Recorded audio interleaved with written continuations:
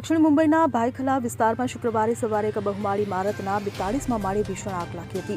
મળતી માહિતી મુજબ બાબા સાહેબ આંબેડકર રોડ પર સ્થિત રહેણાંક સંકુલ સાલસેટ 27ની 2 ઇમારતોમાંથી એકમાં સવારે લગભગ 10:45 વાગ્યે આગ લાગી હતી.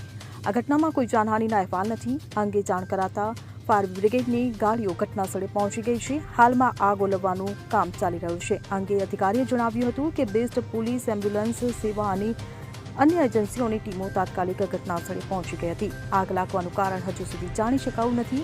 આ ઘટનાનો વિડીયો પણ સામે આવ્યો છે, જેમાં ઇમારતમાંથી નીકળતો ગાઢ કાળો ધુમાડો દૂરથી જોઈ શકાતો હતો. Bureau report CN24 news. હવે જુઓ દેશ દુનિયાની તમામ ખબરો તમારી આંગળીના ટેરવે.